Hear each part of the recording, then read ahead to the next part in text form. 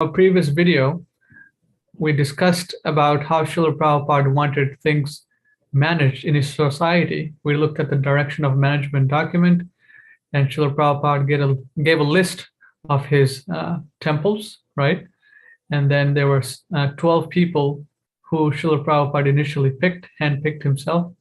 And now we are going to be seeing what is the responsibility of the GBC men. Yes. Just quickly, GBC body was created by Prabhupada to travel to the temples and review the classes given by the president and to associate with the devotees, to make sure that the standards were being met. The morning program was being followed, deity worship, and was being practiced properly. Nowadays, they've changed the system for offering food in the temples. Instead of offering to the spiritual master, they offer directly to Krishna. They've concocted a new system for pujari work. Yes. A new system. Yeah, So, GBC. Pardon? The GBC would also keep accounts and make sure the accounts are being kept, the legal documents, how Prabhupada wanted things done also, right? Yeah, so it was kind of checks and balances. Yes. But the main person that Prabhupada was focusing on in his relationship with his congregation was the temple president. So it was Prabhupada, the temple president, and then in the management flow, you had the GBC here coming in to assist the temple president in maintaining the standards for his temple. So all the temples would be aligned with Prabhupada's wishes. Very simple. So checks and balances. Instead, the GBC inserted themselves between the temple president and Prabhupada, and they became the authority over the temple president. So nowadays, for example, they're recruiting a new president for New Vrindavan with salary to be negotiated. And when you look at the requirements of the temple president or his duties, it says that he has to be subservient to the board of directors. This was never mentioned in any of Prabhupada's directions of management, that there would be a board of directors that would also oversee the operation of a temple. So it's taken out the whole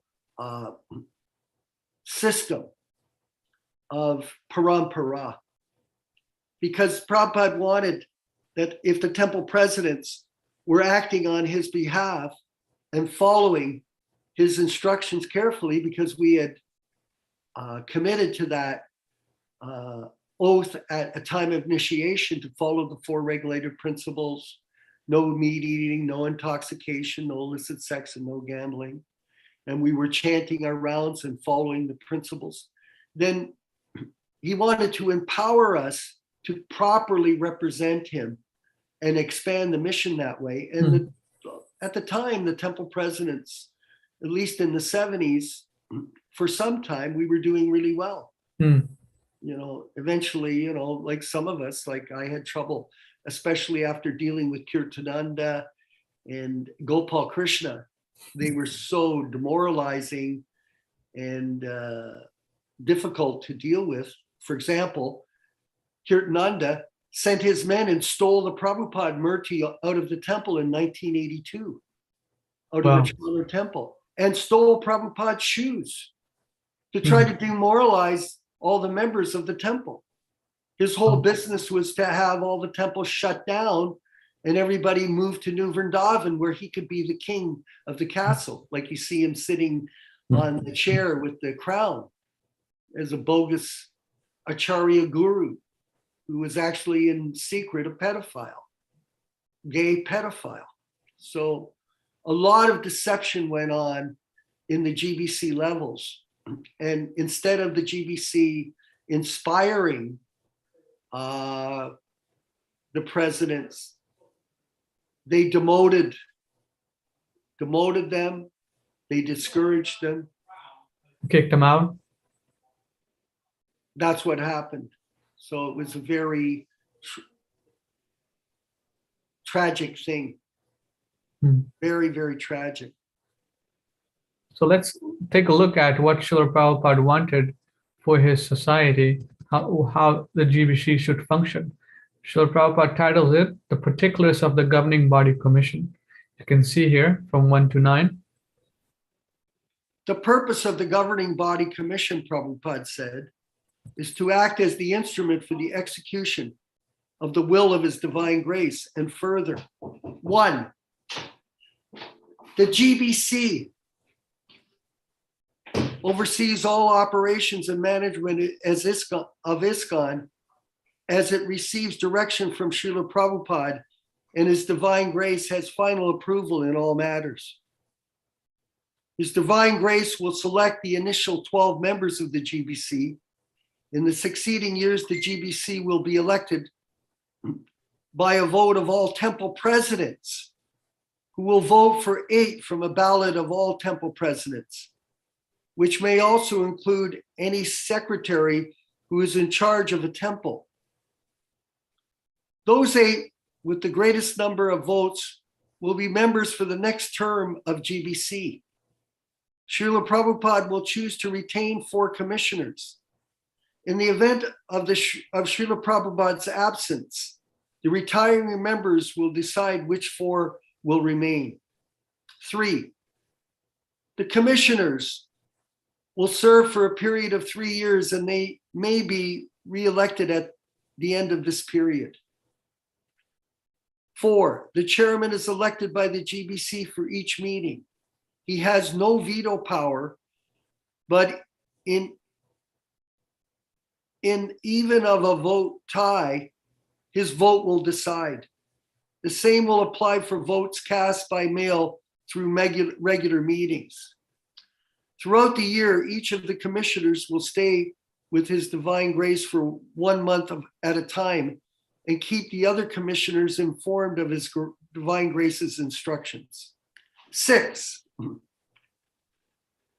the primary objective of the GBC is to organize the opening of new temples and to maintain the established temples. 7, advice will be given by the GBC in cases which will be in the name of ISKCON Inc. Prabhu, can you repeat 7 again? You cut out.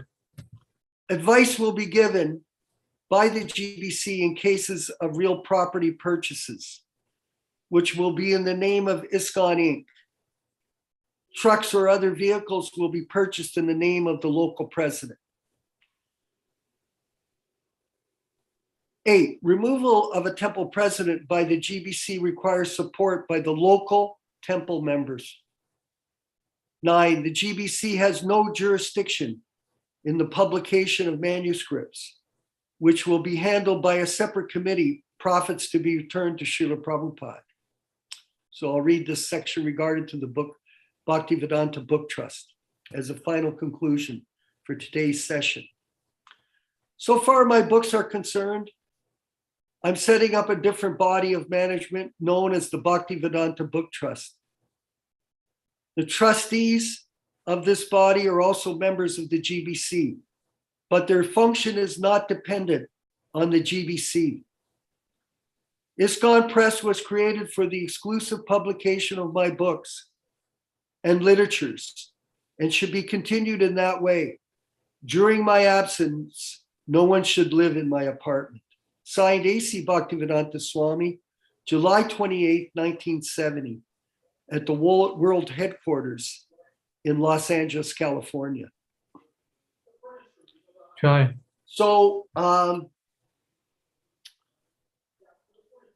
these directions of management are something that we can analyze in our next session. Jai. Thank you very much, Visvakarma Prabhu. Hare Krishna, glories to Prabhupada.